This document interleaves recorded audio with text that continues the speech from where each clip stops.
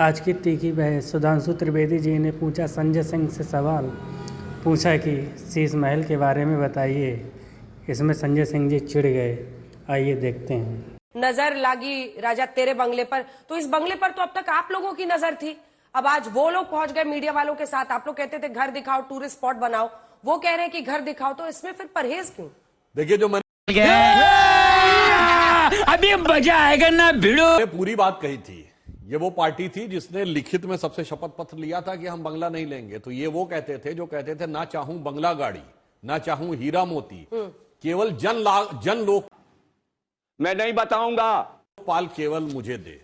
वो अब कहने लगे, उनकी नजर ऐसी बदली है कि नजर लागी राजा तोरे बंगले पर। हमारे संसदीय दल के नेता हैं आम आदमी पार्टी के संजय सिंह जी, इनकी भी नजर वहीं, सौरभ भारद्वाज जी की नजर वहीं। और मजे की बात है, समझिए, वो अस्थायी मुख्यमंत्री, वो स्थायी रूप से उस बंगले, तू समझा, को चाह रही हैं। उनके तो अश्रुधारा बह रही है उसको लेकर। मैं तो सिर्फ ये पूछना चाहता हूं कि भाई आतिशी जी, तो 1 महीने की बात है, 1 महीने के बाद तो आम आदमी पार्टी की सरकार रहने वाली नहीं है। चलो आम आदमी पार्टी का दावा मान ले तो भी अस्थायी मुख्यमंत्री नहीं रहने वाली है। तो ये अस्थायी चीज से इतना मोह कैसा? गीता का ज्ञान समझिए, इतना मोह नहीं करना चाहिए जो आपको मात्र चंद दिनों के लिए मिला है, और उसमें भी आपको चुनाव की आचार संहिता लगी हुई है। जो आज तुम्हारा है कल किसी और का था, आगे किसी और का होगा। समझ रहे हो? समझ रहे हो? तो मुझे लगता है ये जो इनके अंदर एक वास्तविकता क्या है कि आज जब इनको अपनी हार दीवार पर लिखी इबारत की तरह साफ दिखने लगी है, तो मुझे लगता है उस घबराहट और बौखलाहट में जो कुछ हो रहा है वो साफ दिखाई पड़ रहा है। अब रही बात इसकी कि जो इन्होंने कहा कि साहब पहले ले जाते, मैं तो कहना चाहता हूं आज आचार संहिता लग चुकी है। जब आचार संहिता नहीं लगी थी तो क्यों नहीं ले गए थे भाई? किसने रोका था? ले जाके दिखा देते। पीडब्ल्यूडी डिपार्टमेंट आपके ही अंडर में था। और मैं एक और बात कह दूं, आम आदमी पार्टी तो डिजिटल एरा में उभरी हुई पार्टी है।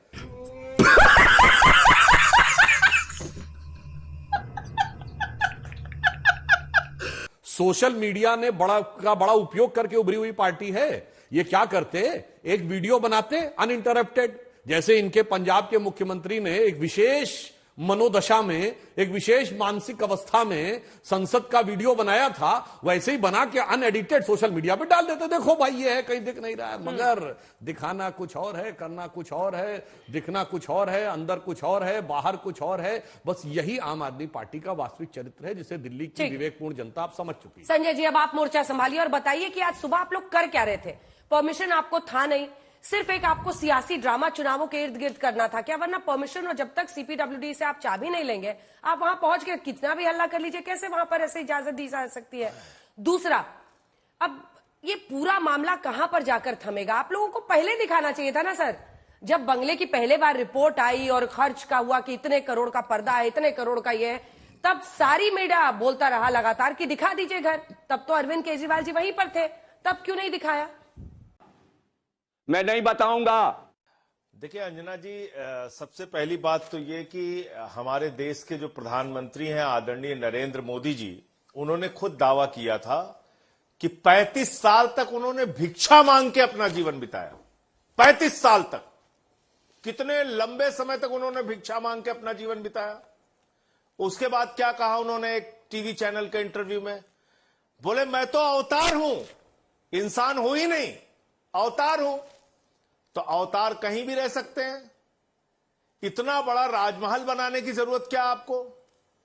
आपने पिछले 1 साल से दिल्ली के शिक्षा पे बात करते हुए बीजेपी को सुना, दिल्ली के बिजली के ऊपर बात करते हुए सुना, पानी के ऊपर बात करते हुए सुना, माताओं बहनों की, बुजुर्गों की चिंता इनके मुंह से आपने सुनी। एक बात बता दीजिए जो इन्होंने दिल्ली के लोगों के भले के लिए की हो। हम बिजली फ्री करेंगे, उसका विरोध, पानी फ्री करेंगे, उसका विरोध, माताओं बहनों के लिए बस की फ्री यात्रा करेंगे, उसका विरोध, बुजुर्गों के लिए तीर्थ यात्रा करेंगे, उसका विरोध, सीसीटीवी कैमरा लगाएंगे, उसका विरोध, हर चीज का विरोध करना है।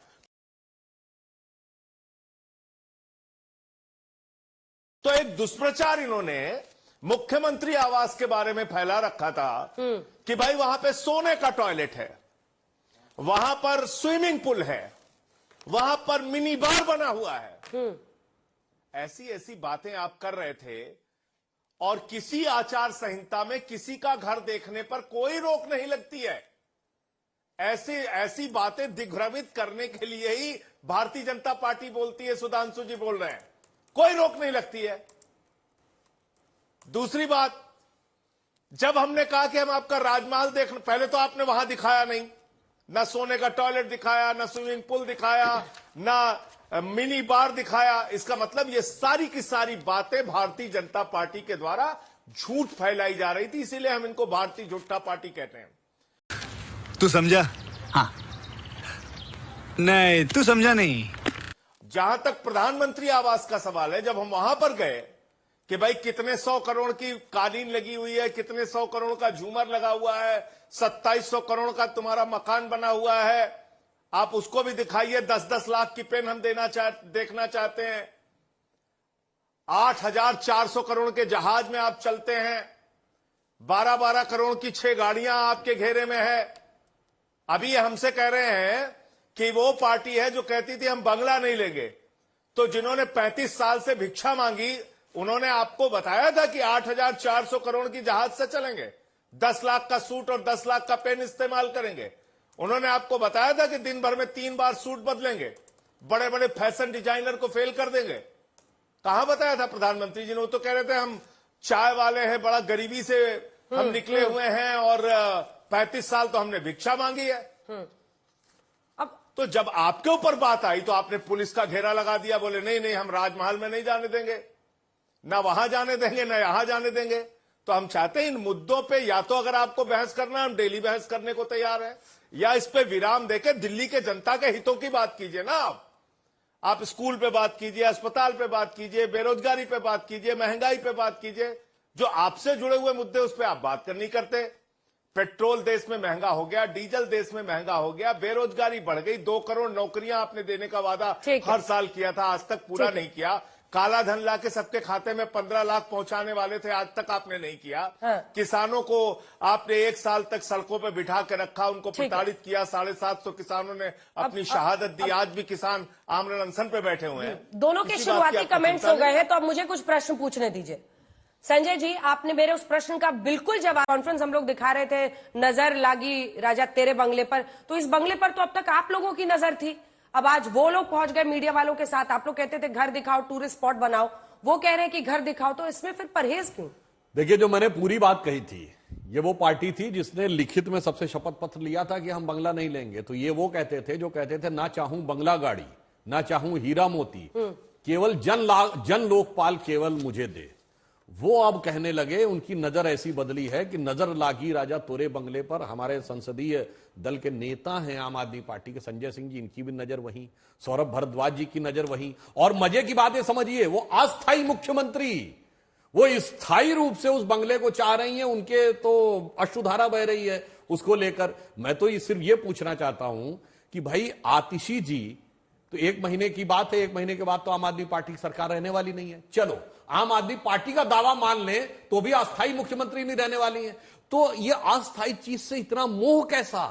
गीता का ज्ञान समझिए, इतना मोह नहीं करना चाहिए जो आपको मात्र चंद दिनों के लिए मिला है, और उसमें भी आपको चुनाव की आचार संहिता लगी हुई है। जो आज तुम्हारा है कल किसी और का था, आगे किसी और का होगा। तो मुझे लगता है ये जो इनके अंदर एक वास्तविकता क्या है कि आज जब इनको अपनी हार दीवाल पर लिखी इबारत की तरह साफ दिखने लगी है, तो मुझे लगता है उस घबराहट और बौखलाहट